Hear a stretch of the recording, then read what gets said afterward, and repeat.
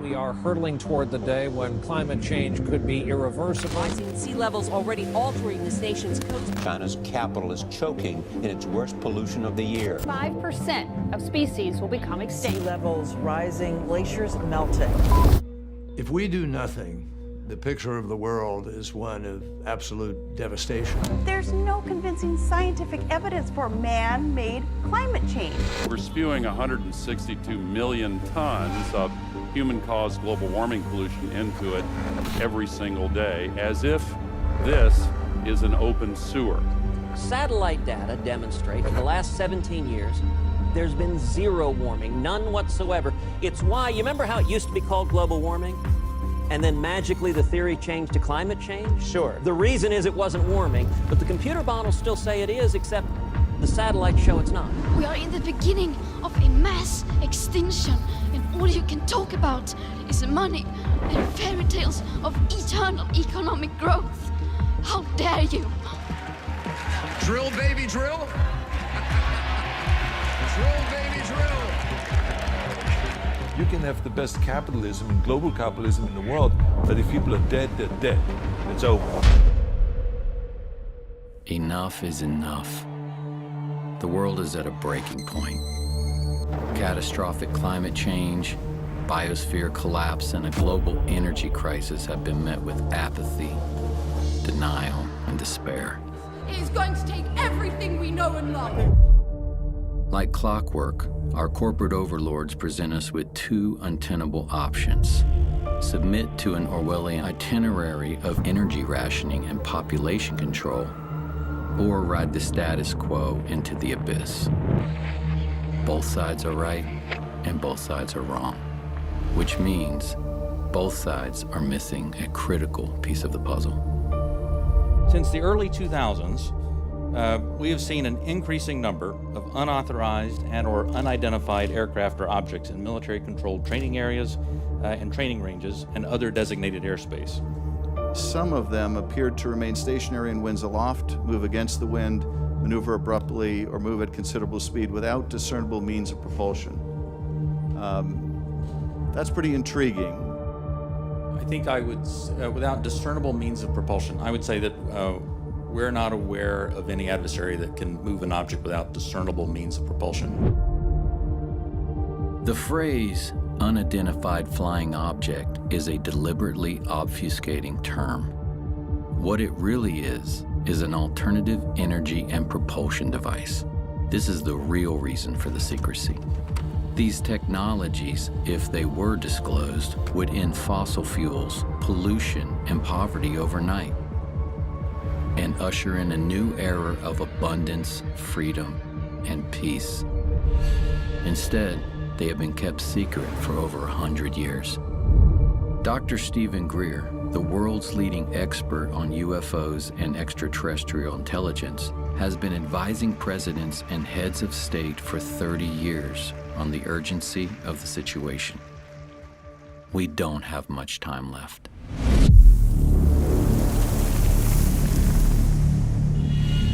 What is this lost century? This lost century is literally 100 years, more than that now, of technologies that have existed that have vanished. I mean, I was just recently in a meeting in Washington with the people who manage the black budget of the United States. They have no access to this material because between the late 1800s and now, the ingenious inventions and sciences that could have moved us off that extinction level path that we're on have all been ruthlessly suppressed, confiscated. And the only way that's going to change, it is not going to change in Washington. It is not going to change in a large corporation, unlikely. It's going to change by us, the people doing it. So it's about us.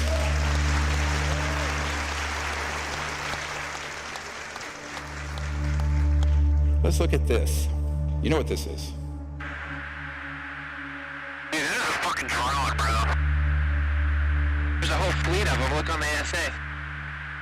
My gosh. They're all going against the wind. The wind's 120 knots from the west. Look at that thing, dude. This is an alternative energy and propulsion device. These are things that have existed all the way back to the 60s. But the one that they call the Tic Tac here off the coast of San Diego, the white one, looked very much like this. These have been made by the Lockheed Skunk Works. And my favorite letter of all time, the head of the Lockheed Skunk Works, Ben Rich, look at the date on it, 1986. It was an answer to a letter someone wrote and says, are these UFOs man-made or extraterrestrial? He says, many of our man-made UFOs are really unfunded opportunities, meaning if it was released for public use, it'd be an enormous industry. Every meeting I go in Washington, I said, see that thing you guys are all talking about? That's Lockheed Skunk Works. They have left us behind, and everything we see out in our world today is absolutely a construct. It's an absolute construct. The internal combustion engines are obsolete. The nuclear power plants are obsolete. The coal-fired plants are obsolete. We have the wind generators, those are obsolete. The solar power, it's all obsolete. If we could follow the gravity research that the contractors and research institutions have been doing, we could see that bright future as well. So a lot of people say, well, how is this thing moving? There's no fuel on board. There's no nuclear power plant. There's no jets and no rockets. Well, way back in the 40s, Dr. Casimir, he predicted, and later it was proven in the 50s, what's called the zero-point energy field. Zero-point energy, or what Nikola Tesla called radiant energy, is the most profound and transformative gift that the quantum world offers us. The seemingly empty vacuum of space is actually a roiling sea of virtual particles fluctuating in and out of existence, and all those fluctuations require energy. If we could tap into this energy source, we would unlock a virtually unlimited reservoir of clean, free energy. Extraterrestrial spacecraft are known to harness zero-point energy. U.S. scientists is understanding what this was. It was an energy device that used zero-point energy. That's what they referred it to as zero-point energy. And it was connected in such a manner that this device could power, from a very small flashlight or a very small watch up to a city. And power was determined by what the demand on it was. The implications of free energy go far beyond bringing monthly electric bills to zero or running a car without gasoline. Most of the cost of making anything, from growing food to building a skyscraper, is the energy of pulling raw materials out of the ground, shipping, processing, shipping again, and so on. If the cost of energy goes to zero, the cost of agriculture and manufacturing becomes negligible. Other critical solutions, like water desalination to end drought or air purification, both of which are prohibitively expensive due to energy costs, would suddenly become viable in a free energy paradigm. A new world where humans live in perfect harmony with nature is possible within our lifetimes. But this would mean the end of oil, gas, and coal, as well as the centralized power grid and the global macroeconomic system, which will stop at nothing to protect the hundreds of trillions of dollars at stake. The consequences of keeping all this secret. We're in the process right now of doing something that I've termed planeticide, the deliberate killing of an entire planet with malice aforethought through greed and stupidity and power. All the damage we're going to see in a few minutes, totally avoidable. Every bit of it since the 1920s at least. And we can prove this. I'm afraid that the term planeticide is all too real. The ecocide doesn't really say it.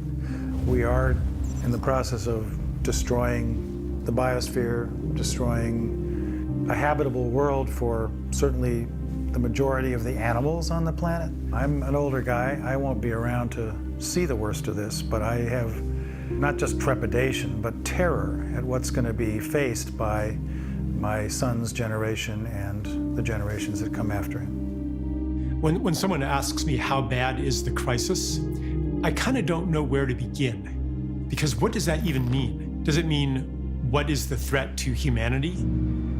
Have we reached some kind of tipping point? There are certain things that get under my skin or that especially alarm me. And one of them is the insect holocaust, for lack of a better word. The precipitous decline in the number of insects, the number of species, the total biomass of insects. A lot of studies put that decline at 80%. When I was a child, when we went on a long drive, especially in the summer, like we'd have to have the windshield wipers on from time to time to clear off the bug splatter. Like you just don't have that anymore. Insects are like the foundation of the terrestrial food chain. Like you can't have a thriving ecosystem without thriving insects. That this is the 6th great extinction that's happening on the planet, and it's 100% man-made, all of it. We have to all awaken, because of what's happened, I think we're like a frog being boiled slowly. And suddenly we're going to wake up and find out, it's too late. 150 species every day go extinct. Now, these aren't all animals, they're all kinds of species. The planet has been dying at human hands for a long time. A naturalist I like, J.B. McKinnon, he calls the world a 10% world as kind of a poetic expression of how much life has declined. So there's maybe 10% of the whales that there were 500 years ago. And the seabirds and the wetlands and the mangrove swamps, and the fish biomass. We don't even know what we have lost, although in some level we feel it. This is part of the despair, part of the alienation and the anguish that sensitive people feel. Ice caps are melting. The oceans are certainly going to rise. It could rise as much as 20 feet if we have the big ones melt. This is all the way back in 1958, and there was a full-page color ad in Life magazine. Everybody was reading Life magazine at the time. And it's by an oil company which was the predecessor of Exxon, which was called Humble. Each day, Humble supplies enough energy to melt 7 million tons of glacier.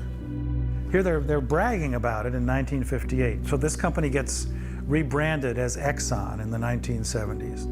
And in July 1977, they have a meeting inside Exxon headquarters where their chief scientist, James Black, is showing slides that are warning that burning fossil fuels are going to eventually endanger all of humanity.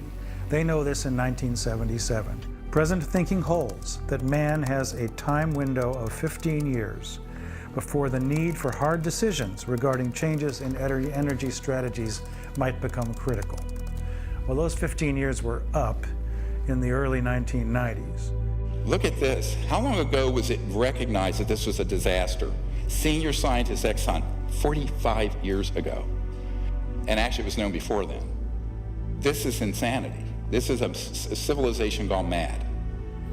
These companies have really not been held accountable. We've lived in the fossil fuel economy now for more than 100 years. And it's just been accelerating. The amount of wealth has been increasing. You have situations now where the head of ExxonMobil goes on to become the Secretary of State, Rex Tillerson under President Trump. And I'm an environmentalist. A lot of people don't understand that. I think I know more about the environment than most people.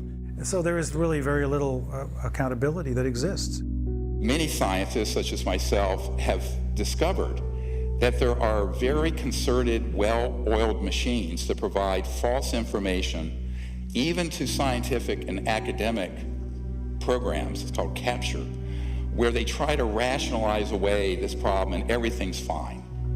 One company, Exxon alone, has funded more than 40 different groups to keep alive its campaign to deny the worst impacts of climate change.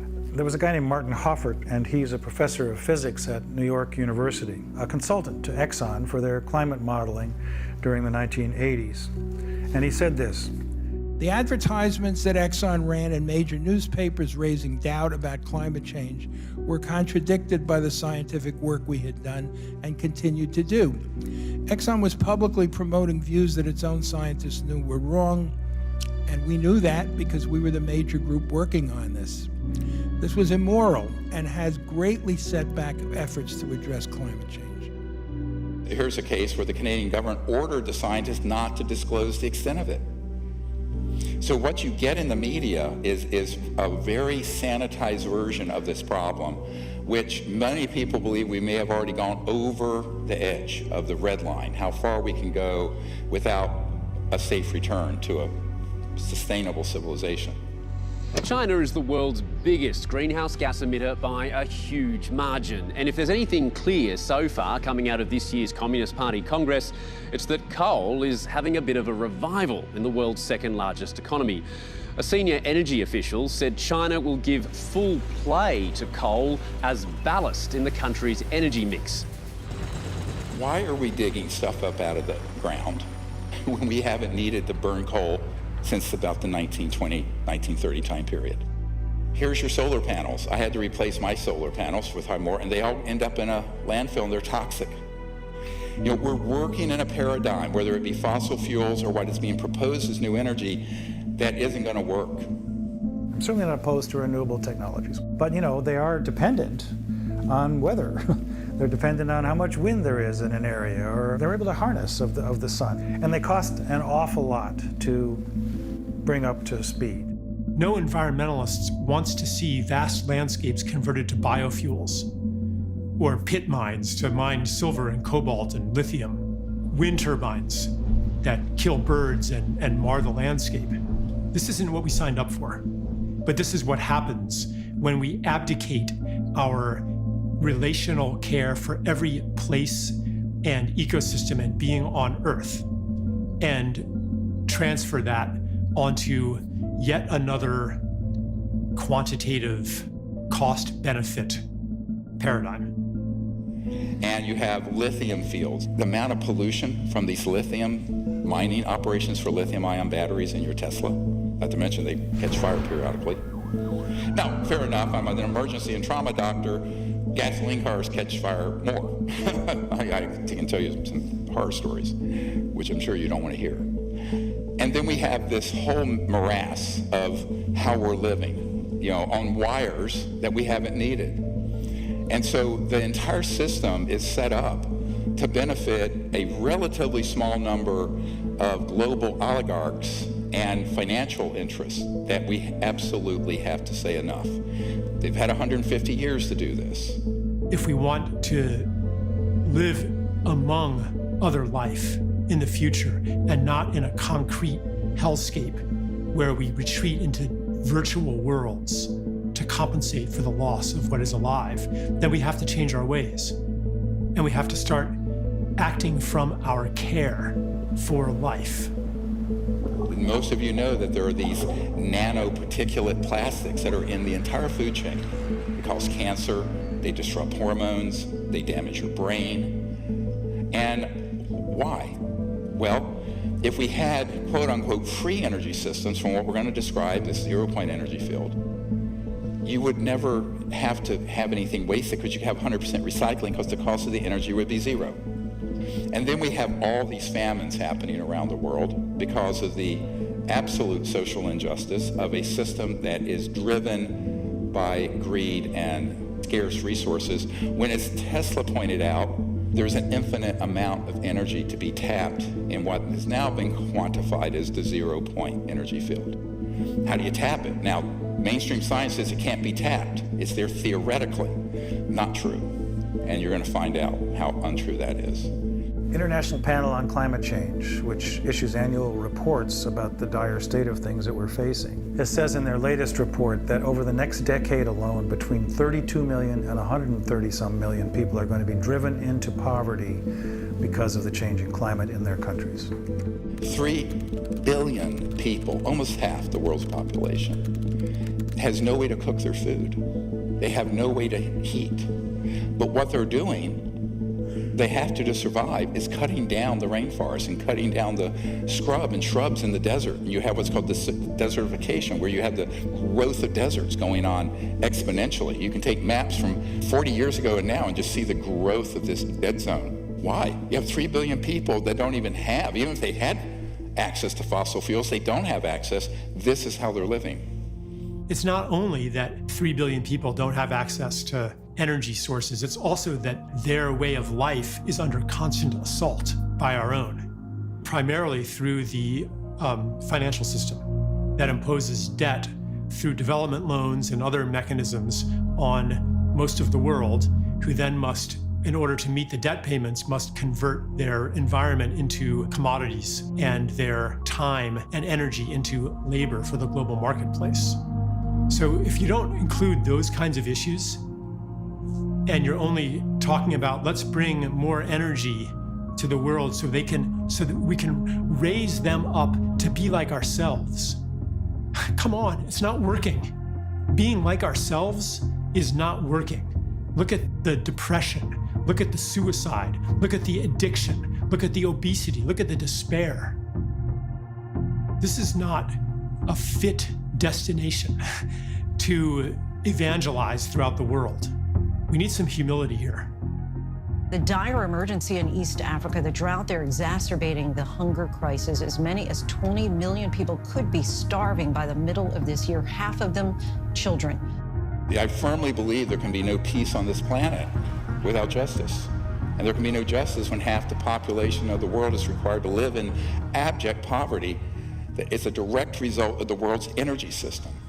So I always liken this, we're living in this sort of the Truman Show. It's a perfect metaphor for the world we're living in now, where, the people who are saying we need more oil, gas, and coal until we get something to replace it, they're right. Look what's happening all over the world. On the other hand, the people say we can't just keep drill, baby, drill and burning oil and gas and coal because we're destroying the biosphere. And they're right. Now, when both sides are right and both sides are wrong, someone's been had. We've been had by people who want to deceive us and think that we're actually having a legitimate debate about energy and the environment. We are not. We're all Jim Carrey living in this Truman Show of a construct. So everyone's saying, well, we don't have enough fossil fuels coming out, and the density of energy from solar and wind isn't enough, so let's build more of these. Well, then you're stuck with 1 million years of toxic, life-killing waste from nuclear reactors.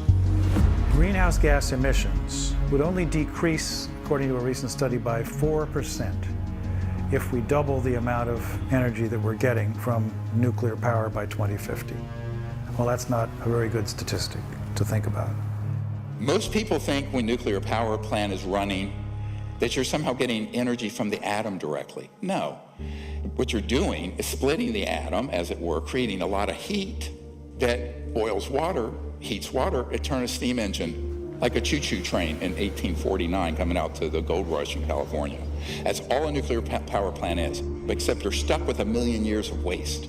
And this is the other problem. The distribution of the power from the point that you have the primary source, by the time you generate it, transmit it through the inefficient transmission lines, and then you're wiring in your device or your home, you've lost at least 66%. So 66% of the energy is completely wasted.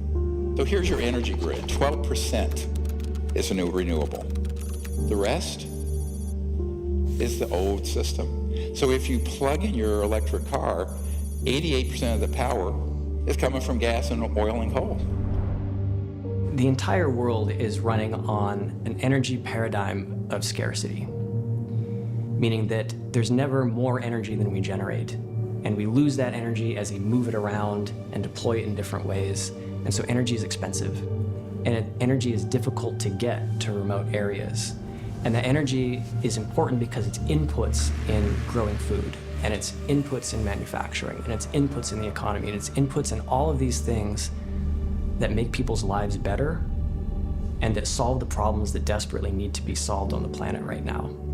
Over-unity is a very simple idea. It's that you're getting more energy out of something than you're putting into it. And according to mainstream science, that's impossible. What free energy devices suggest is that there is a limitless supply of usable energy that's always coming into reality, and that we're not living in a universe of fundamental scarcity. So over-unity is more than just a breakthrough that's going to live its life in a technical paper. It's not that. It's really the ability of humans to liberate themselves. Yes, there is a history, a long history of over-unity systems. For example, Nikola Tesla had one. Basically, his big magnifying transformer that he had on Long Island was such an over-unity system. He got the entire Earth itself in resonance.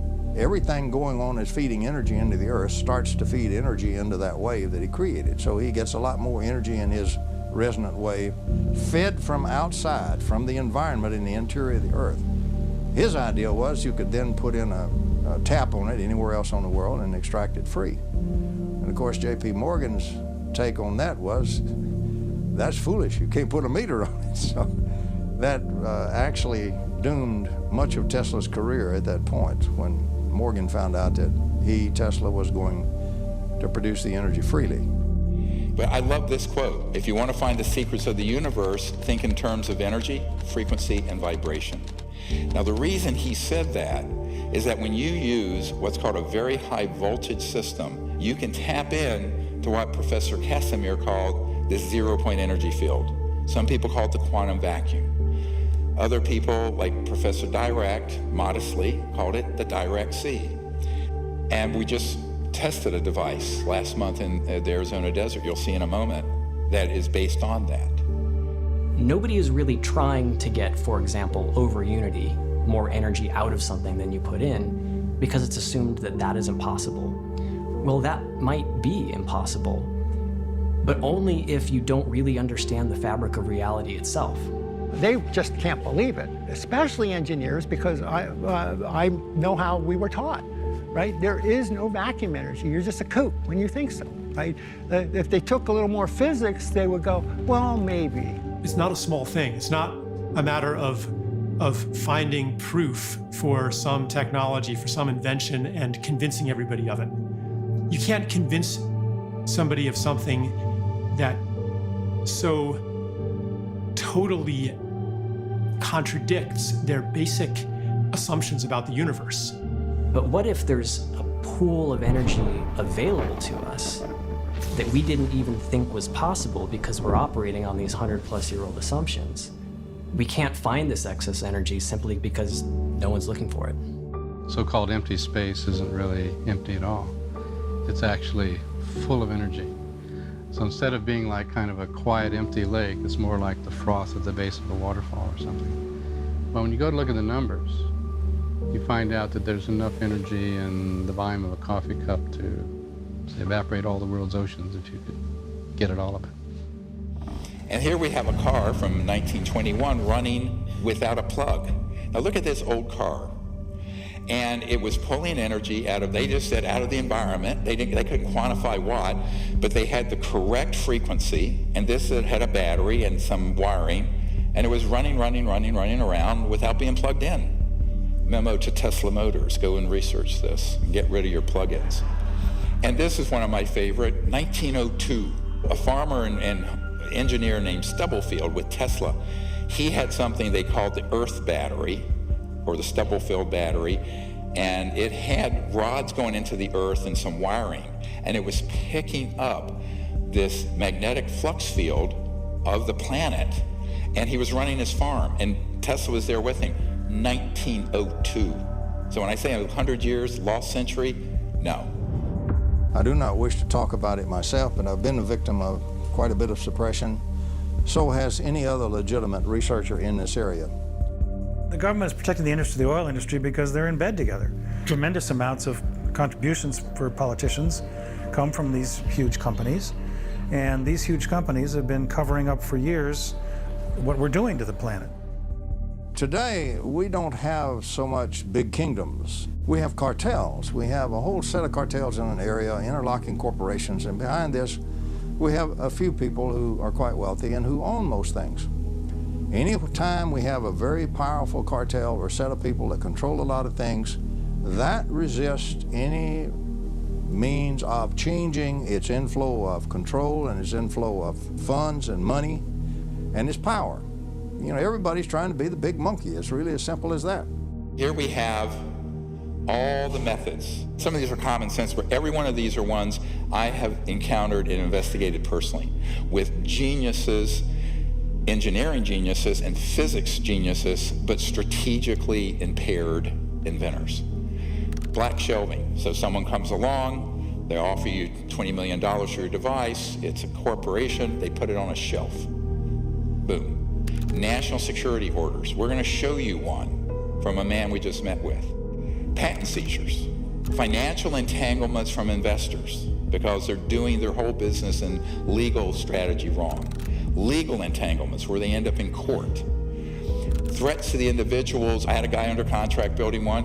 All you had to do is have some thugs come in and say, you, your wife, you're dead, you stop this. And he stopped. And then scientific fraud. The more powerful the agency, the more powerful the group, the more powerful the cartel, the more they will resort not only to legal means, but to extra legal means to suppress their competition. For example, the greatest espionage in the world is industrial espionage between one corporation and another right here in America. They're the ones that hire all the spies and the spooky equipment and everything like that by far more than the intel agents do. And it's not one cartel, so there are many, many groups in energy, and each of those has become very powerful in its own area, and each one does not wish to see simple little electrical taps pulling out enormous energy from the vacuum. They would much rather see you burning a lot more oil and so forth. So there's something nefarious afoot. It kind of makes sense from, I'm threatening an oil monopoly and things like that. I said pretty early on, the problem is suppression. It wasn't really, how do I make a free energy machine? It's, how do I not get suppressed? Because what's the point? If you make it, you're just going to get clobbered. And then you have a really big one, media corruption. Well, why doesn't everyone in the world know these things have existed? Because, as you'll see in a little bit, the media at a certain high level have operatives from the intelligence community who kill stories on demand. And then the worst, of course, wet works. It's not totally mafia type stuff. It's not like, you just flat get shot. There's some of that. The typical threat to the family, right? It's a typical mafia, right? It's not, just watch The Godfather, see how they work, right? There's an interesting record of people that have come up with new alternatives to the oil and gas industry who have met untimely demises. I don't know if you'd say that's true in terms of Nikola Tesla specifically, but he was hit by a taxi cab back in the early 1930s and didn't die immediately, but then died alone in a hospital room a few years later. When they found out that Tesla had passed away in the Hotel New Yorker, they came in, they had the manager of the hotel open the safe, and they took all of Tesla's papers. So here you have an actual FBI document, and the Department of Defense is demanding they turn over what they seized in 1943. Now, this used to be an urban myth. Oh, well, he had these secret inventions and papers, and the government stole it. No, it's right here. That technology and what was in those boxes, what was written in those papers, we do not know, and we may not ever know. So they go in, the FBI takes it. Here the Department of Defense years later is saying, we want all those papers that you confiscated in 1943 upon Nikola Tesla's death. And then you have just flat out patent confiscation through national security orders. Look at this. This is 12 years ago. 5,135 inventions seized under national security orders. In 1971 list includes patents for solar photovoltaic that were subject to restriction because they were more than 20% efficient. The most efficient solar panel you can get right now in 2022 is 22.8%. These were way past that in, how many years is that? 51 years ago. Okay, we're not talking about an extraterrestrial spacecraft or anti-gravity or gravity control. We're talking about just a super efficient solar panel. Those are confiscated. This is one of my favorite statements of this report. One may fairly ask if disclosure of such technologies could really have been detrimental to the national security or whether the opposite would be closer to the truth. Yeah, we hear the words vital interests of national security. Well, what we're really talking about there in terms of Iraq, for example, in the early 2000s, which was all trumped up. There were no weapons of mass destruction. That's what was being touted by the media, Sir Judith Miller at the New York Times and others, to justify what we were doing to get rid of Saddam Hussein. But in fact, the only national security implication of that was the oil industries, what they get from it. But again, what does national security mean here? Oil, gas, petrodollar, Goldman Sachs, JP Morgan Chase. That's the national security in the abused, corrupt system. It's a policy that the military seems to feel is necessary for national security. However, at this point, we often wonder, 50 years after World War II and the Cold War, whether such sequestering is necessary, especially when fossil fuels are a major cause of global warming. So here we have a man. He was fired, Dr. Tom Vallone, he's a PhD physicist. He was a patent examiner, and he saw these amazing technologies being confiscated. This is not a conspiracy theory. And he blew the whistle, they fired him. You know, because he saw things that would save the planet. Now, this is way back in the 80s or 90s. Patent sequestering, which is actually called secretizing, public needs to know at least that every major military agency has a representative at the Patent Office. Patent Office in its current approach is it's actually breaking the law. It's trying to make happy the physicists who are with American Physical Society to keep them in power with their ideas, you might say, and withhold from public use good inventions that could solve our problems, like the energy crisis. Boeing had just finished some work on some propulsion system. Boeing had done it for the Air Force, and they finished the job. And then they applied to their customer at the Air Force for permission to use it on Boeing's commercial airlines, and they were denied. An example of the ongoing suppression of things that seem to be innocuous and a slight improvement in technology. So, you know, T. Henry Moray had a device, no input energy once he got it set up, output 50 kilowatts. He had multiple assassination attempts and finally was bankrupted in his lab. This was the 1930s. There is absolutely no question that T. Henry Moray had a system that produced about 50 kilowatts out of a 55-pound box. There's all kinds of skullduggery that happened there. The Russians even tried to kidnap him at one time. It reads like a James Bond movie, but it's real. It really happened, and it really happened here in the United States.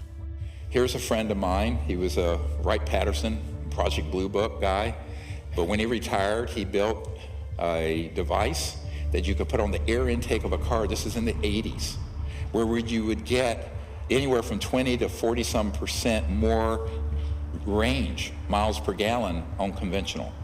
I treat air, and out of air, I make it more than just providing oxygen for the combustion process. There are combustion-stimulating molecules and radicals generated in this process. Thunderstorm in a bottle. He had his lab vandalized, everything stolen, bomb threats, etc. This is a colonel who put his entire life savings into something in the 80s that would have been a game changer. But it wasn't a free energy device. It wasn't something just running out of the 0 point. It would have just gotten more efficiency and cleaned up the air. The Environmental Protection Agency is a bit of a dictatorial police agency. They call themselves a protecting agency, but they are a police agency. EPA cannot approve a fuel-saving device. They put out reams of documentation stating that something will not work. This gentleman actually took a device from a Russian immigrant and another and kind of packaged it. He didn't actually understand it that much. And you had 26, almost 27 watts going in, 7,460 watts going out, and tested and verified by multiple labs. Gray started developing this idea 8 years ago. For the past year and a half, he's been trying to get someone in the U.S. government interested. So far, he's had little luck. Gray says he's been getting the same reaction he got 30 years ago when he first proposed his theory. Get this guy out of here, he is crazy. But Gray says it's paranoia. The scientific community isn't willing to accept teachings opposite all previous learning. And the military aerospace industry is afraid to admit decades and billions of dollars worth of research have been wasted. Now, unfortunately, This disappeared because he actually took the ideas from some geniuses and was trying to make a lot of money. And so his became, I'm calling this crazy inventor syndrome.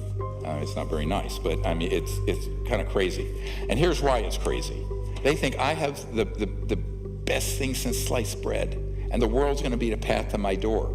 And they don't realize they're gonna have corrupt interests from the national security state, corporations, and all kinds of other people stop them. So they think they're gonna do a normal investment and normal venture capital and patent it, or keep the secret sauce of how it works away from everyone.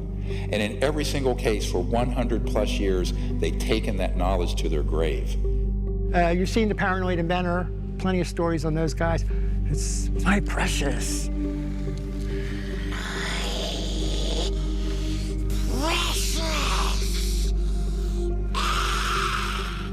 I can't share my secret. Everybody will take it from me, right? This paranoid, I have it, this is worth gazillions of dollars and everything else. And they're so naive, they have no idea. At first, they think they're the first, right? Have no idea the history of this and what happens to the others. So, having done that for 31 years now, I have been dealing with people with these devices since 1991. Almost all of them fall into some part of this syndrome, and it's a tragedy. You'll see the device, I'll have engineers come in and test it, they go, oh no, I'm gonna keep it secret, nobody can know but me, and I need to make a bunch of money. They wanna be the next Rockefeller of energy. And the next thing you know, they're dead, or the device is confiscated, or it vanishes in a buyout. So this guy had the same problem. He had a device, they have it there, still running. But they think that no one can know this but them. They're buying into the paranoia. My answer is open source it, dump it on the internet, blockchain, or any way you can. You have no patent, no intellectual property. The whole world knows about it, and every scientific lab in the world can reproduce it. We're gonna get to this strategy in a minute. That's how we go, we gotta do that.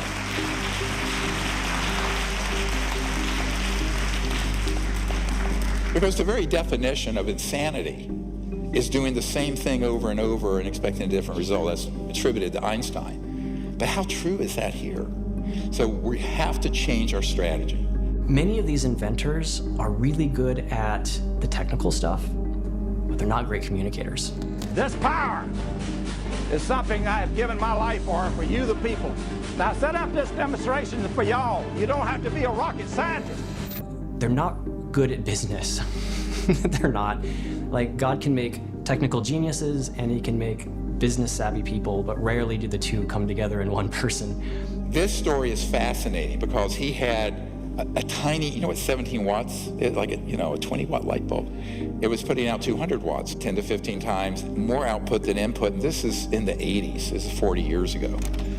I was not convinced probably on the first 3 times that I saw the device and saw it tested that indeed it put out more energy than it took in. I am convinced now. I was a little bit prejudiced, and like all people that come up with devices like this, you think they're wrong, and so you go down to prove them wrong if you're that interested. And I was not able to prove him wrong, nor were the people that I was with able to prove him wrong. And here's what happened. He kept the whole thing so secret. It was going through a patenting process, but even the patent application left out a lot of the secret sauce. Most of these inventors do this. Fatal mistake. And what happened is that it was all covered up, that he actually was taken to court. Patent office said, even though he had proof that it worked from multiple very esteemed scientists, patent examiners, that proved that the thing actually did as he said it did, and he got nowhere. He took this to his grave. Look at this video that you're going to see in a moment. Mr. Newman has been fighting for a patent for years. Many, therefore, considered it ironic when a federal judge appointed the former head of the patent office, William Schuyler, to decide if Newman's device did or did not work. Mr. Schuyler, who is also considered to be an expert on electrical engineering, didn't take long to make his decision. In a report of the special master, Mr. Schuyler states, evidence before the court is overwhelming that Newman has built and tested a prototype of his invention in which the output energy exceeds the external input energy. Therefore, there is no contradictory factual evidence. For the layman, that means the machine works. The expert then goes on to say, the Patent Office finding that such a machine is impossible is clearly erroneous. Mr. Schuyler also found that the Patent Office intentionally did not consider the formalities of Mr. Newman's application for a patent. Why wouldn't you go along, again, with a master that's former head of the Patent Office, who has credentials that the judge called outstanding? Why wouldn't you go along with the man that you recommended in granting a patent? You ask mean questions, don't you? I think you'd have to address that question to our present commissioner. Are you acting on his orders? You might say that, yes. There you go. Operability or utility is a rejection that virtually none of the patent examiners, and there's almost 5,000 of us, were allowed to use in any of our applications. The supervisor particularly always said that, oh, that's something only if you're dealing with energy inventions. So what we find is that throughout the Patent Office, that rejection for something that we personally would feel would not be operable was not a judgment we were allowed to make, except if we're in that security department that deals with energy and propulsion types of inventions. Here we have a brilliant device, again, almost 40 years ago. Look at the input and output. Test it over and over again. 0.3 milliwatts. Output, 223,000 watts. That's 22.4 kilowatts. That's plenty to run your car, your Tesla motor. Now, continuously output if needed on demand. So this little thing that looks like a cigarette pack, when he died under mysterious, they said a heart attack, it's all kinds of evidence he was killed. This is real, usable power. It's stable. It is not transient. It is not noise. And it is not any other kind of spurious effect. This is a real effect. It's all coming from that little tiny box sitting behind the 500 watts of power. Behind the lamps, that little box is putting out all of that power, well over 500 watts, and yet it is receiving less than 1/3 of a milliwatt of input power. This is April the 30th, 1987, at about 10:30 p.m. in the home of Mr. Sparky Sweet, the inventor of the very first vacuum triode.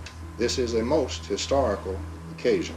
I was altered when I saw it because my view was that you could be anywhere then in the universe. You could be in a cave, you could be anywhere, and you had energy. This was overwhelming to think that I could have energy and the whole world could have energy. That all of a sudden we were on an equality economically. We didn't have to worry about the energy sources. The rest of that power is coming out of the surging energy of the vacuum. And this little box that you see right here, solid state, no moving parts, is the vacuum triode that's doing this very practical and historical work. He was shot at once with a silenced rifle from about 300 yards. The only thing that saved his life was he was an old guy and very feeble. He was stumbling as he coming up the steps and he fell down. He just flat fell down on the steps, caught his foot and fell right forward. And as his head went forward, the bullet went right by where his head was. And of course, the assassin was never found. This guy called me up. He said, we really need your help. And I said, the only way you're going to do this is that you disclose it, all of it, open source it, get it out there. I will see that we get it out to the entire scientific community. He says, no, no, no. It's Gollum, my precious, my precious, my precious. And I said, dude, you're going to take this to your grave. He took it to his grave. Yep, it's gone. This very distraught lady, who's Sparky's wife, she's saying Sparky's dead. And that she said two strange men, she called them strange men, showed up at about 5 o'clock the night before, and they stayed for a little while, and then they left. And Sparky, an hour or two later, having a cup of coffee and just killed over onto the floor, called the ambulance, and she was 75 years old. They would not let her in the ambulance. And the ambulance then called her back about 20 minutes later and said, "We don't think he's going to make it." And that was the end of that until the next morning when she called my sister-in-law and talked to her and said, "There are men here that said they're FBI, and they got black vans, and they're taking all this equipment. What should I do?"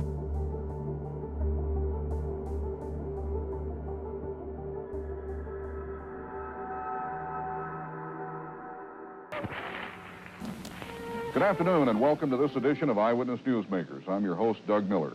On March the 23rd, chemists Stanley Pons and Martin Fleischmann rocked the world of science. They announced that they had achieved cold fusion in their laboratory at the University of Utah. The promise of a cheap and a plentiful energy supply grabbed the world's attention. It didn't put out a lot of power, but what was scary is that this in 1989, it made the, cover of all the magazines. The way they took that avenue of discovery out of the scientific world is that there were people who were paid, who were corrupted through scientific fraud at MIT. Next slide. Dr. Eugene Mallove, dear friend of mine, PhD, Harvard and MIT, brilliant man. There was a man named Eugene Mallove who it's quite possible was eliminated by the powers that be in the fossil fuel industry. He died in 2004. He was murdered that year. But Mallove was an extremely important figure in the alternative energy world, especially in terms of what's called cold fusion. And he was at MIT in the science office for education when he saw how they had changed the data on the reproducing the Pons-Fleischmann experiment. And he blew the whistle.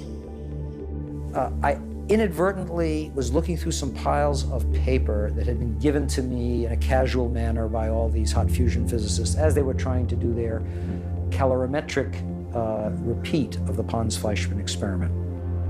And to my utter astonishment, I can remember sitting at my desk in my study and actually seeing these two sheets of paper, one dated July 10th, 1989, and another dated July 13th, 3 days apart.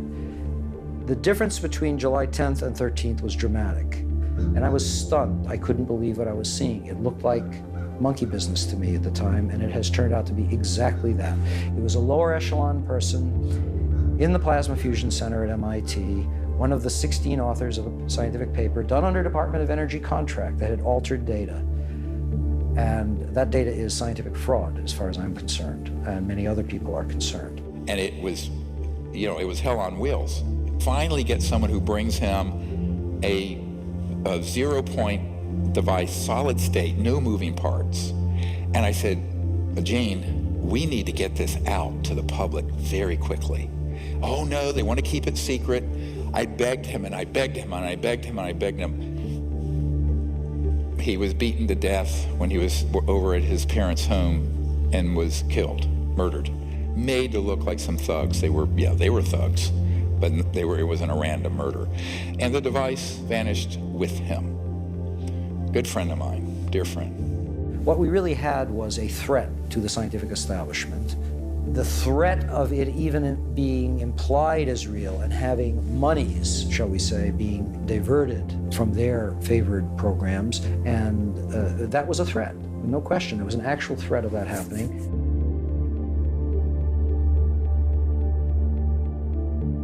U.S. scientists making a huge breakthrough. A source tells CNN that for the first time ever, researchers have been able to create energy from a fusion reaction. Now, Laura, I could explain all of this in great detail, of course. But basically, it's a giant step towards a clean energy future without dependence on fossil fuels. This is the first time, by all accounts, they've gotten more heat out than they put in. Not so fast. This supposed breakthrough, announced just as we were finishing this film, is a total distraction. The net gain, 0.1 kilowatt, is enough to boil a kettle of water and not much else. But what is truly baffling is that they are not counting the actual input required to power the lasers to get the machine going. When you count the energy it took to generate the fusion reaction, it's actually a 1,200 times net loss. Furthermore, fusion reactions can generate heat in excess of 3 million degrees, which would ignite the oxygen in the surrounding air if a breach ever occurred. Everything about this is, at best, wrong. At worst, fraudulent. So why is this fake solution being pushed by every media outlet on the planet when we have had real solutions hidden in classified programs for 100 years? Different people have different devices. Of the ones that have promise, there's certain themes that keep re-emerging. The first theme is torsion physics. Torsion physics is a fancy way of saying something that spins like this and something that spins like this. Think of it as like an hourglass shape. I think that it has to do with it representing the way energy moves in the universe. At the biggest levels, like the galaxy, it's a spiral. A tornado on Earth is this vortex motion. Our DNA is a stranded spiral. A second theme is plasma. A lightning bolt is plasma, right? The spark gap in a car is plasma. So plasma is the fourth state of matter. Solid water is ice. Add more energy, it melts and becomes water. Add more energy, it becomes steam.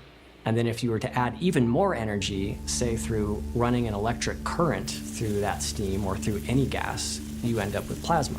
You can think of it as maybe this liminal state or in-between state between the physical world and the non-physical world, whatever that is. There's some evidence emerging that plasma can provide a shielding of inertia. So if you imagine that you're a UFO and you need to zip around at crazy speeds, you can't pump the brakes too fast, otherwise everyone's going to slam into the windshield, right?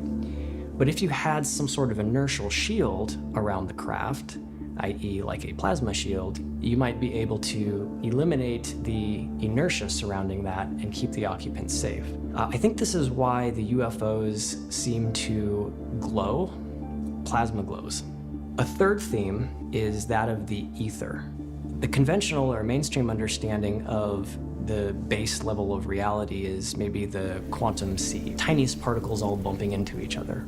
The ether conceives of this differently. It says that there's a kind of a fluid geometry that is the base layer of physical reality, and that to understand that fluid geometry is to be able to really understand electricity, magnetism, and gravity.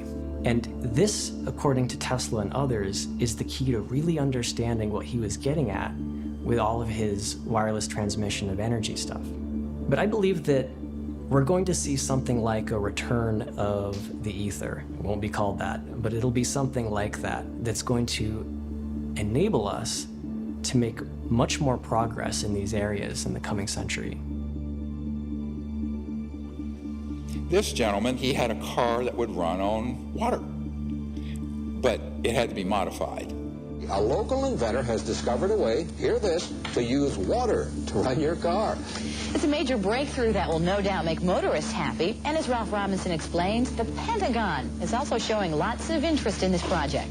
And he always kept that secret. He had a patent that he falsified the voltage and the frequency, cycles per second, because he didn't want anyone to reproduce it and leapfrog him financially. Again, this crazy inventor syndrome. And what happened, and when he passed away, there was a whole warehouse full of floppy disks and papers and everything, and his heirs wanted to sell it off. What people didn't realize is that this car was the least important thing Stan Meyer had. He had a toroid, and the toroid, it was a donut-shaped electromagnetic device that had had a national security order slapped on it. Because I was going to get it and openly disclose it. But though the scientific establishment may have ignored the likes of Meyer, the powerful military-industrial complex certainly hasn't. Over the past 10 years, Meyer says he's been quietly approached by many influential organizations who would never admit publicly to their involvement with him.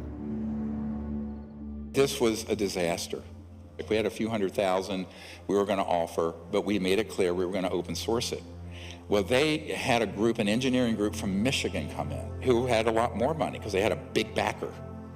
And they were going to monetize it, keep it secret, try to repatent it, all the usual crazy ideas, which would be great if you're just developing a new software program, but not something that's going to change the world forever. Can't do it. They were working on a couple years. I get this hysterical call. He says, Dr. Greer, we need your help. We need your help. He says, they're on the run for their lives. They've been sabotaged. They've had death threats. And my advice was, forget about Gollum and be in my ring, in my precious ring. In this case, it was literally a precious ring. Just put it out there. I will help spread it. We will build these up independently, have labs test it, and you cannot put that toothpaste back in the tube. You squeeze it hard enough. He says, yes, you're right, it's probably the only way, but they think they can find a safe country to go to. I said, you're gonna have to go to another star system, my friend. I literally said that. No way that's gonna happen. So sure enough, I find out a few months later, I'm meeting with a high-tech guy in Orange County, that entire team was assassinated. The one survived. It was just crying like a baby in this man's office. Technology shows that we can release energy up to beyond 2.5 million barrels of oil per gallon of water and do it safely. So it gives us the ability to not only sustain and maintain the economies of the world, but also give us the abilities to handle the environmental pollution problems at the same time.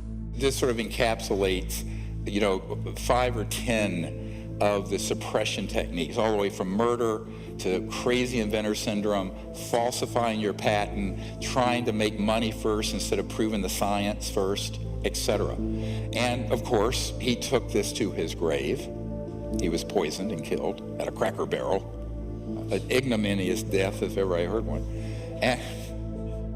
Stan Meyer's water engine points us to a deeper mystery concerning energy in our universe: microscopic ball lightning. The late physicist Ken Shoulders developed a technology called charge clusters, which are likened to ball lightning. When they are discharged, they actually tap into the zero-point energy field. This is where most of the power in Stan Meyer's device was coming from. Like Stan, Ken Shoulders faced terrible suppression. And so I met with this CEO, and he says, yes, they approved a $5 million grant from DOE so we could develop this further, because one of the effects it had that they were really pursuing was putting low-level, initially, radioactive waste in these charge clusters, and it would cause isotopes that were non-radioactive to be created. What does this mean? You clean up all the radioactive waste. However, the phenomenon, the reason it was doing it, was that it was actually activating, as it were, this baseline energy field that's at the fabric of space and time. And that's what they didn't want out. So in the rarest of events, that grant was published, and these vicious people who want to keep all this stuff secret went into the Secretary of Energy's office and said, pull that grant. And they pulled it. Another technology to harness the power of ball lightning is being developed by a team of engineers in Florida. They have successfully tested several prototypes that allow any internal combustion engine to run mostly on water.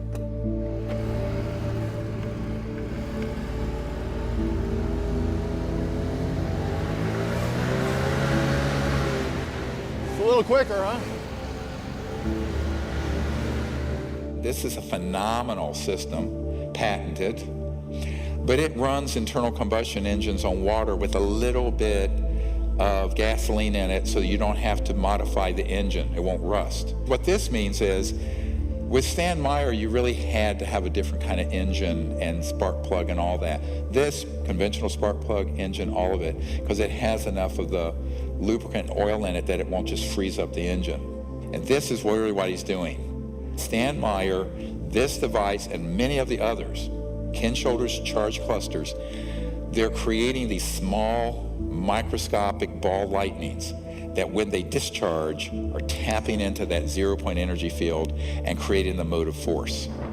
Boom! That's why the concussion from the thunderclap is so huge. is this huge amount of energy, and it's actually sourced from the vacuum energy. All the dots connected. This is what's happening, right? So we need to make the thunderclap engine. Many times breakthroughs are made because the inventor or the scientist was inspired by looking at nature. The same systems and the same mechanisms that exist in nature that you can see can also exist in the devices that you build. So by trying to mimic that, you can tap into the intelligence that nature has already shown you when it comes to being efficient with the energy transmission mechanisms. Another current technology was recently investigated by Dr. Greer and his engineering team at an undisclosed location in the Arizona desert. 1, 2, 3, 4, 5, 6 magnesium alloy specially configured plates. This thing's the size of a nice-sized shoebox. The circuitry you see on the right is a misdirect because the guy has crazy inventor syndrome and thinks he can keep it secret and make $1 trillion. You don't interfere with the big, powerful people. You don't put them out of business. They're still in business. They still have those 50-year leases on the lines and all the power transformers. You'd be able to get one of my power plants, just replace a coal-fired plant, you know. But it wouldn't be big news or anything because I'm just selling the electricity to them, okay? And then they're going to say, wow, we're making more money at this plant than we are the others. So they're going to put them around, you see? They're not going to let me in. They're going to fight me tooth and nail. But I'm going to be very sneaky about it. This thing, for 3 years, had been sitting in this, near a chicken coop in his backyard out in the desert, putting out 3 kilowatts of power continuously, and we cranked it up to 5 kilowatts. No input power. And it's running off the magnetic flux of the space around it that he can tune to any place on the earth so it's correct, and boom. This thing, solid state, no moving parts. We just saw this. But he's a textbook case of making every wrong decision. Tried to patent it. Well, you'll see in a moment what happened. He ended up getting put in prison for a week. He has had sabotage, death threats, murder of people around him. Yeah, I spent 8 days in that jail. When I went before the court, the judge said, come here, Doug. He says, read this. You sign it, you go home. If you don't sign it, you go to jail. And all it was is I will not ever in my lifetime, ever, through me or anyone else, if anybody else was manufacturing these, I'll go to jail. And here's the secrecy order he was slapped with. But look at the date. 1984. It's almost 40 years ago. So you're doing the same thing, patent office. People think this is a myth. No, here's a secrecy order. See, so I don't want to go through that again. Scared my family and everybody. So now what we're going to do, we're going to be very quiet. I'm going to build my 1 megawatt. It'll take 2.5 years to build it.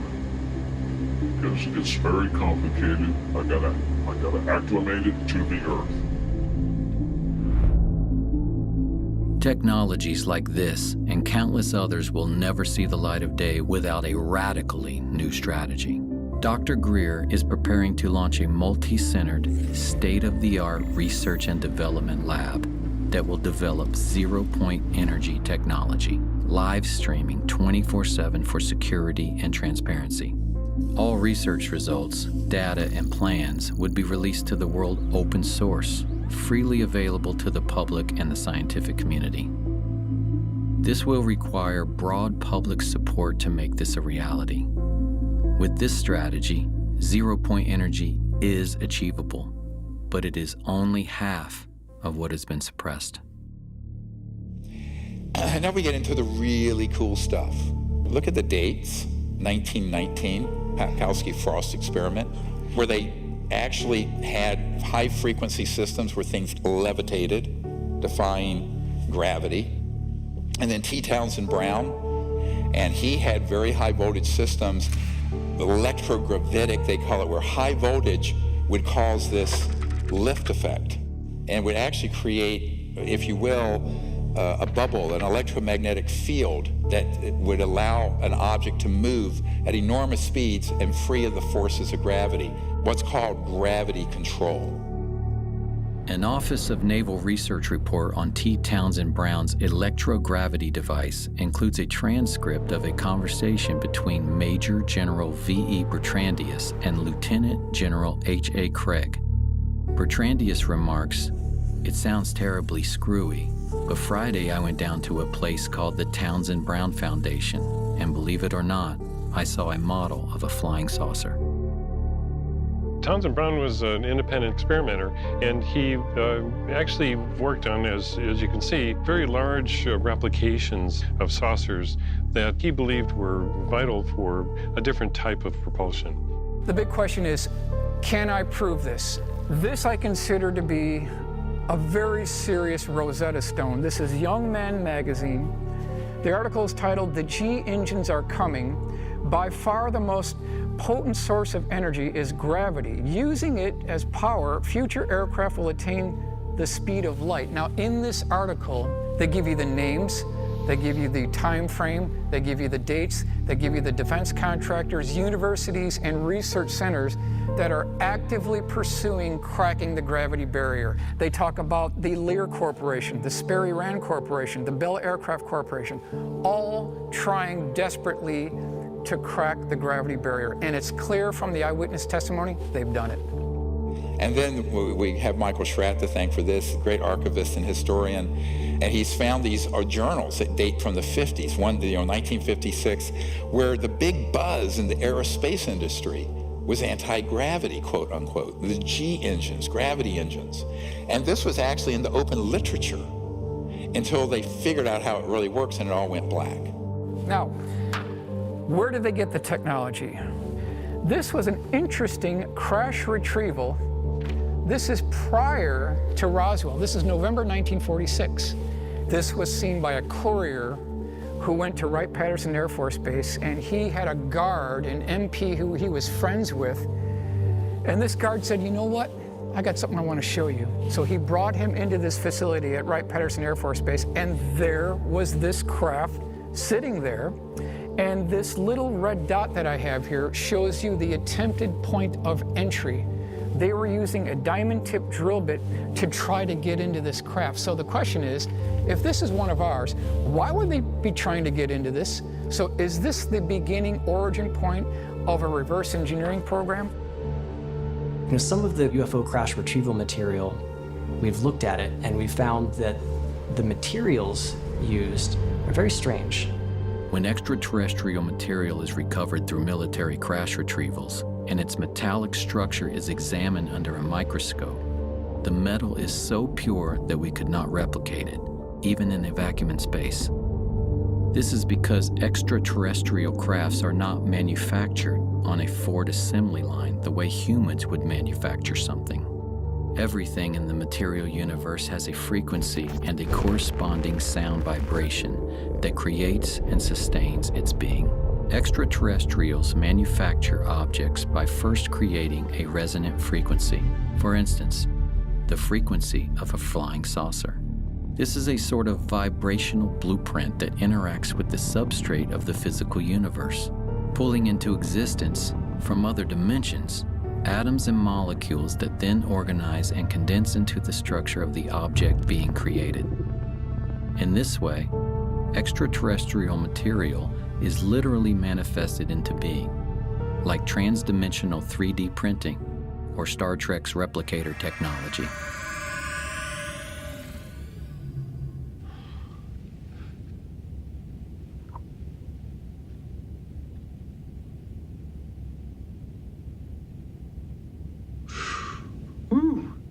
Moving on to 1963. This is a Marine. He was called from Cherry Point, North Carolina, to an undisclosed location, and his job was to guard something there. And when he got to this facility, they opened up these doors, and he saw, propped up on scaffolding, this 40-foot diameter dish-shaped craft that looked like a fat hamburger. It was about 15 feet tall. He noticed that there was a white circle painted on the floor, and his job was to shoot to kill anyone who would try to breach that circle.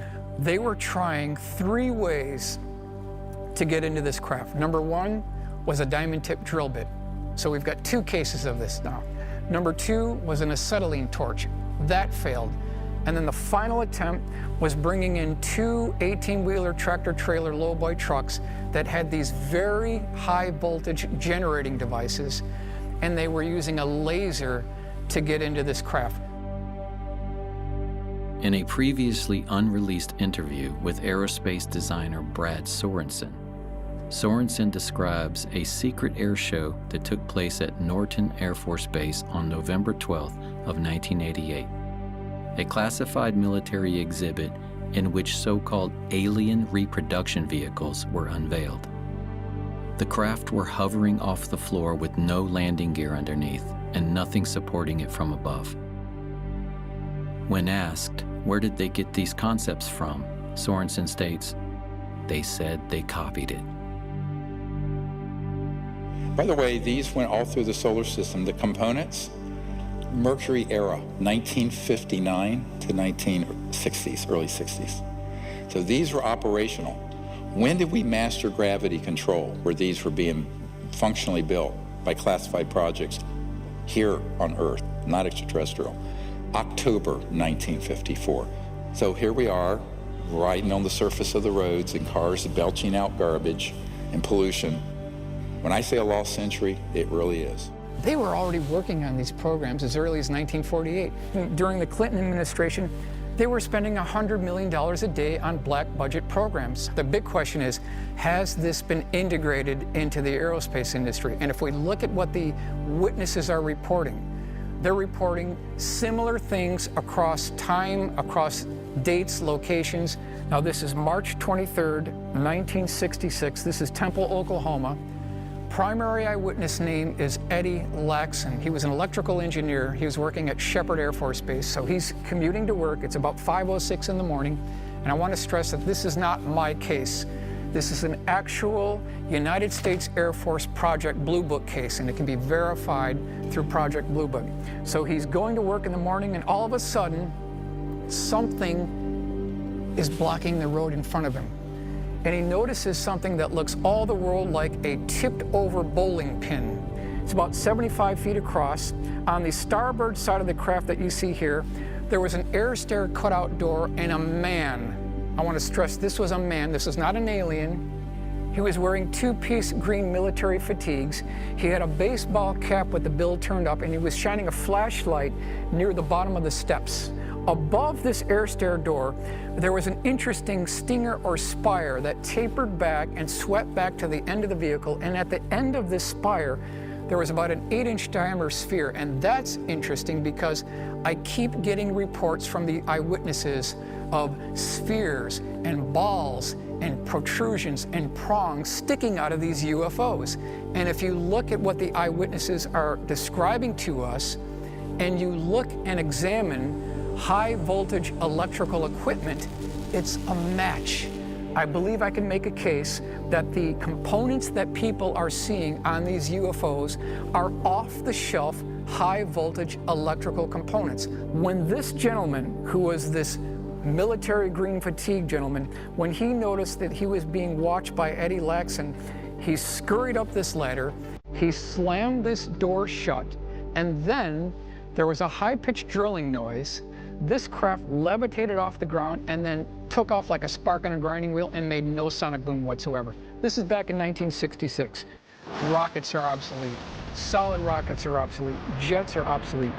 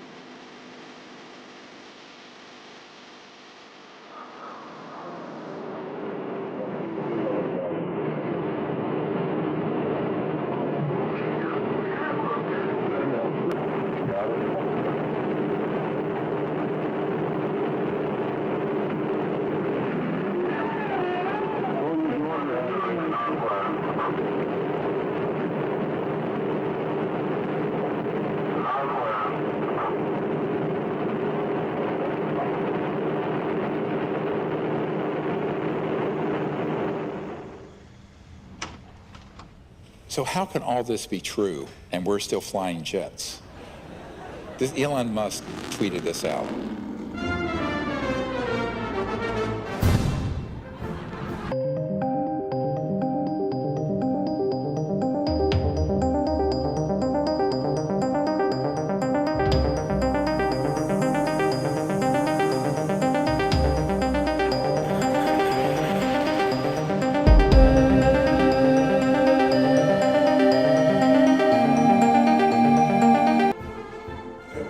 That's all very comical. It's not comical when astronauts I know have friends that died in this, the Challenger tragedy. Flight controllers here looking very carefully at the situation.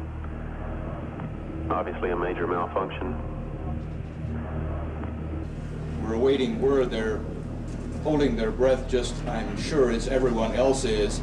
In the center of the fire and the smoke, you can't see any form of what was once the shuttle. Here they are, going up on a Roman candle 40 years, 50 years, 60 years after we already had gravity control. This is the biggest cover-up and scandal in the known history of the world, full stop. We've already got the technology to do away with solid rocket boosters. We've already got the technology to take away completely liquid rockets. Why wasn't the Challenger crew briefed on this technology if we already had the breakthrough in 1954? And so then people get into, well, how can this be? I put this out a lot because it's a not declassified document. But you have an organization called MAGIC, M-A-J-I, Majority Intelligence Committee, and a few others that run these covert projects. They are beyond black. What do I mean? They're unacknowledged special access projects. I'm sure you also unacknowledged. But these are the projects that are off the radar, even of the people who manage the black projects. So I call this beyond black. These are way off book. And this was a security alert with the distribution list back in the 90s. So I gave this some people in the Pentagon, like Admiral Wilson, who I briefed, who was the head of intelligence, Joint Chiefs of Staff, and they got inside the program. I'm doing that now for a whole new generation of people since the law was passed to get to the bottom of what UFOs are, or what they call now UAPs. Nobody calls them that. It's ridiculous. Let me tell you what a UFO, UFA, they make up these fake names that are obfuscating. Unexplained aerial phenomenon. Like ball lightning or something. No, it isn't. First of all, it's not unexplained. Secondly, it's not aerial. And it's not just some phenomenon. They're either man-made UFOs or extraterrestrial. That's it. Keep it simple. The hardest thing for the senators and the White House people and the general public, and particularly the media, to understand, or scientists, is that if this is true, how could it be that it has been kept secret from the people? They're very good at counterintelligence. So it's structured, as Eisenhower warned us, beware the military-industrial complex.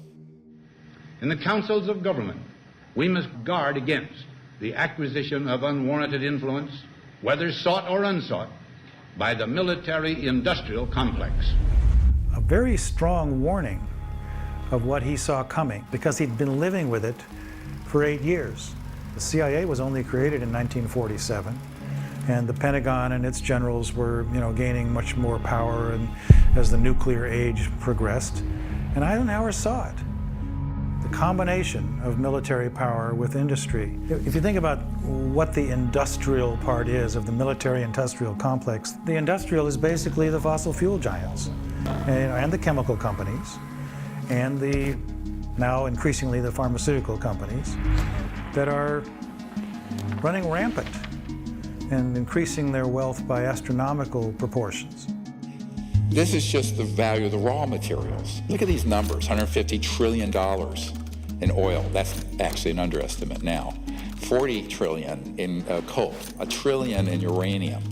But that's just the raw. When you multiplier effect, when you take it from there to retail and creating the energy, it's many more hundreds of trillions. And that's what's being protected along with the Bretton Woods petrodollar, where they decided to make the dollar the reserve currency of the world, but it's called the petrodollar. So the entire macroeconomic, global economic system is sitting on a crumbling foundation of the energy system we use. And it's going to have to be transitioned. It should have happened 100 years ago. Now we're out of time. The malefactors of great wealth, as Teddy Roosevelt once warned us about. Writing the laws, paying politicians to write the laws that they want. Why is that happening? Robert Kennedy Jr. wrote the introduction to both editions of my recent book, which was Horsemen of the Apocalypse Became Climate in Crisis in its most recent version. And he said this, which I think is quite apropos to what I've been talking about today. They work together in lockstep, coordinated by Capitol Hill trade associations, lobbying firms, captive agencies, and paid-off politicians to increase authoritarian control, to transform all of us into mindless consumers, to shift middle-class wealth to billionaire plutocrats, and to liquidate our Purple Mountain majesties and our entire planet. They have declared war on democracy and personal freedom. A shadowy government with its own Air Force, its own Navy, its own fundraising mechanism, and the ability to pursue its own ideas of the national interest, free from all checks and balances, and free from the law itself. So get your mind around this. There is the government, constitutional government of the United States. And then there's this other secret government operation, which has more money, more power, more technology. It is a criminal enterprise. It is not sanctioned by the president, and it is not sanctioned by Congress. And yet they're using our tax dollars and are raping the planet and destroying the earth and impoverishing half the planet. That's what we have to fix. We've got at least 109 UFO crash retrieval cases. All we need is one to be correct. And if they exploited the technology associated with these craft and procured that and put it into our aerospace industry, they have made a tremendous breakthrough in aerospace technology that I think that our Challenger astronauts should have been briefed on, our Apollo astronauts should have been briefed on, and we could have avoided all of this obsolete technology, and we could all move forward to that wonderful world and are not basically bound to these oil industries. Some people wonder why we don't know more about this. Why isn't the media telling us what's really going on?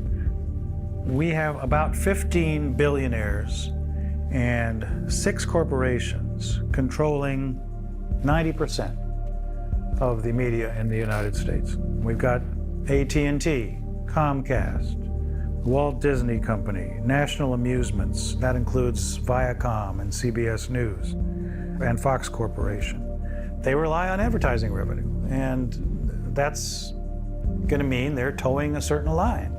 This is a CIA document. It was released. I was surprised it was released, and it says that we have relationship with every major wire service, newspaper, news weekly, and television network in the nation. In many instances, we have persuaded reporters to postpone, change, hold, or scrap stories that could have adversely affected national security interests or jeopardized sources and methods. Here's another part of your Truman Show everyone's been forced to live in. The idea that we have a free press or that we have a free market economy. Pray tell any economist in here, I challenge you, how do we have a free market if the most important scientific breakthroughs of the last 100 years have been ruthlessly confiscated, people murdered, and kept off the market? No, it's a controlled economy. It's a controlled media. It's an abomination, and it's killing the planet. There were days when I wished I had never seen free energy. The amount of pain that you wake up at 3 o'clock in the morning because you can't do anything, and you know that pollution can be cleaned up, and everyone is on the same economic basis. And because you're powering everything with the free energy, you can do really what the philosopher Joseph Campbell said. He said to seek after your bliss. And I think that free energy does it. And so what do we do? Well, the current paradigm we just went through, the new would be unlimited abundance, no poverty in 20 years. There would be no poverty on Earth in 20 years with these technologies. Universal peace, because you're not fighting over everything now. And Earth in harmony with humanity and the biosphere restored. It's important to realize that the technology that is required to heal Earth already exists and has existed for a long time. That the problem is not fundamentally technological. If we came into coherence around the goal of healing Earth, we could do it in 5 years because the capacity of life to heal is just incredible. But we're just in the way of it all the time. I mean, even look what happens if you stop paving over a parking lot. In 5 years, cracks appear, weeds are growing out of it. In 15 years, you see chunks of pavement here and there, and trees are growing. In 50 years, you don't even know a parking lot was ever there. In order to maintain Earth in a state of ugliness and unlife requires constant effort, because the power of life to live is so strong. That's what life wants to do, it wants to live. We only make 100 million cars a year. If we converted like that, which is not going to happen, all manufacturing of automobiles to these zero-point energy generators, it would take, do the math, 15 years. We barely have 15 years left. The date I've been given, 2035 to 2040, and we're done. The scale of the transition is almost unthinkable. There are an estimated 14 million kilometers of paved roads across the Earth. There are many millions more of power lines comprising the so-called smart grid. A real smart grid would be no grid at all. We need a compassionate transition. Instead of displacing millions of workers who support today's energy infrastructure, we must enlist them in the radical transformation of our world that lies before us. You've all heard of the Hopi prophecy, probably. There are two lines on the Hopi prophecy. Right now, our entire planet is on the line, the upper line that terminates. We're an extinction level event trajectory. That's the path we're on. There's another line in the Hopi prophecies, and that's one that we have to jump onto that goes on and on forever. That's our choice. We, the people, have to choose it. It is not going to be done for you like a Ouija board in Washington or at Wall Street. We're going to have to unite and do this ourselves. You can imagine a civilization that has figured out the over-unity question as being one in which the centralization of power, and therefore the centralization of the inputs necessary for the growth of civilization, becomes more decentralized. So rather than these power stations that are clustered around big cities, you can have energy generation mechanisms in every home. And this is why it's a new world, because it's the power to the people. And what it means, it's literally not just electric power and energy, but actual political power. And in the industrial era, from the 1800s to now, it's gotten more and more concentrated. This is going to return the power to every village and every person. Even the deserts shall bloom, as it says in the Bible. And in Africa and around the world, they're going to leapfrog past where we are with all this electricity and wiring and power lines and power plants like they did telephones. They went straight to cell. But this is a bigger leap where all over the world, all these impoverished areas, every little village and community will have its own energy generator for pulling water out of the humidity of the air. We have the technology to do that now. Why isn't it used? Because it uses a lot of electricity, which is polluting and expensive. It'll be a global village, all interconnected, but also all self-sufficient. Complete local self-sufficiency with no pollution. That's the world we could have had beginning in the 20s. 100 years later, may I suggest we accept it. It's time. We are 100 years behind where we should be right now. Why are we still pounding metal nails into boards to build houses? Why are we still loading up shipping containers on tankers and taking 2 months to get here? This is all a construct. And why I call this a time snap? A time snap is when things have gone so far off track. The only way to fix it is for the people to unite, come up with a totally different strategy where in a decade to 2 decades, we make up for 100 years. It can happen. And, you know, if nothing else, humans do want to survive. But this is now a survival question for every man, woman, and child on the earth. So that's why we have to do this. We have to remember also that the capacity for life to heal is almost unlimited. And we see this already with people who are restoring ecosystems and regenerating farmland. You know, even in a few years, miracles happen. You know, springs that had been dead for generations come back to life. Species that hadn't been seen in the area seemingly magically reappear. And so we can't forget that. We can't succumb to a despair that is founded in our distrust of the power of life itself, which again is part of the origin of our current condition. Visualize your house off the grid, clean energy, no wiring. Why? Because every device, whether it's this size device or your refrigerator, will have a small, solid state, quantum vacuum, zero-point energy device in it, running it. So there's no electromagnetic fields running through your house because you don't need wiring. Think what that'll do to construction costs and the simplicity of it. And here we are in the Sahara Desert, and you want to grow food? You create a biosphere dome. It's run on free, clean energy, as we've demonstrated. You're growing oranges. You can grow crops. You can have different zones in it for different temperature and humidity control. So anywhere on the planet that you need to have foods, it could be done under controlled circumstances, digitally automated, but with no cost for the energy and the water, virtually none. What that means is the food scarcity and starvation we're facing, that goes away very quickly in a 20-year period. Here's your typical street in your neighborhood, anywhere in the world. And as we bring these technologies out, the grid comes down. We don't need it anymore. When there's a snowstorm or hurricane or whatever, you don't lose power because you're not dependent on a grid that's going to be torn down by ice and snow and wind. You don't need wires. All these wires, it's a clutter of wires. You don't need them because every device will have its own source of energy. This could have been done decades ago.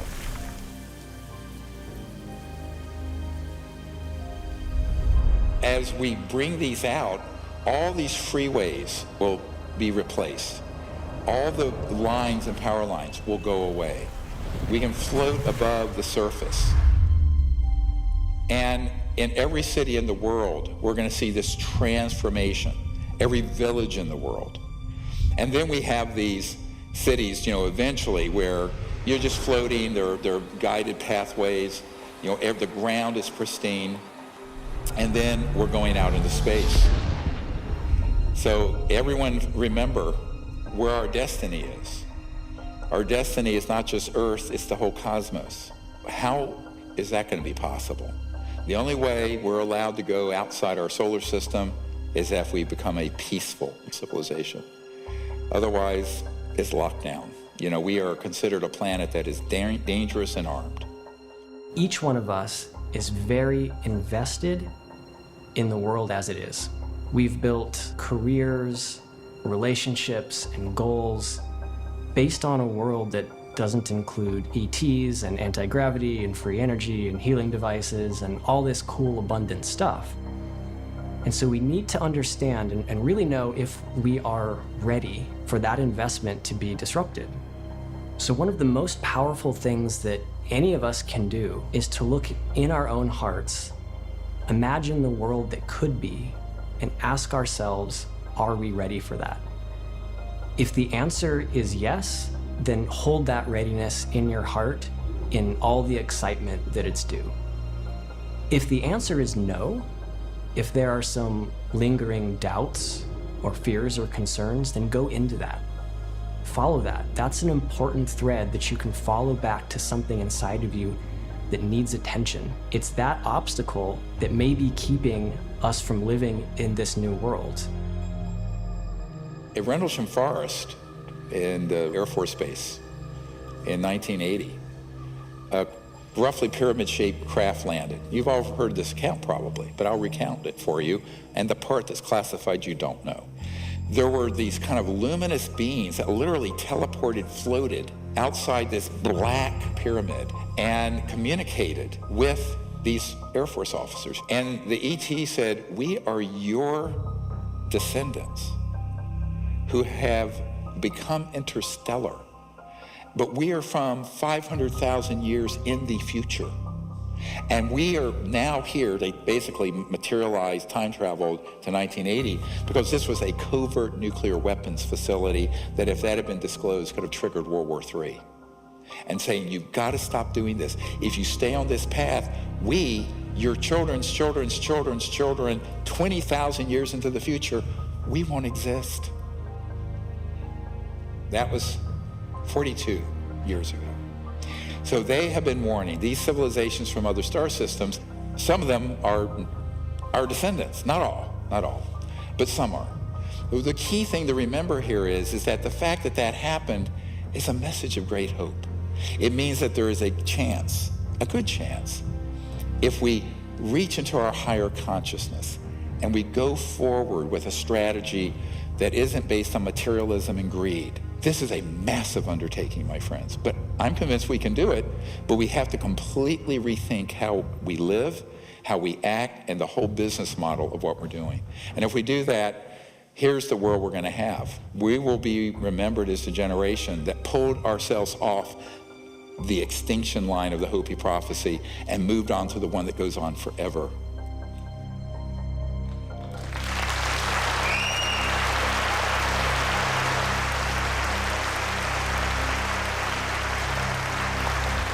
Thank you all. We can do it.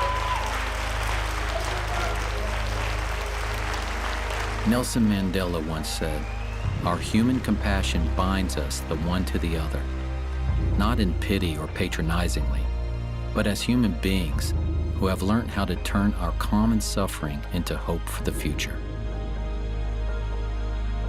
We have every reason to have hope. The solutions already exist. If we come together as one human family, we can reclaim our lost century.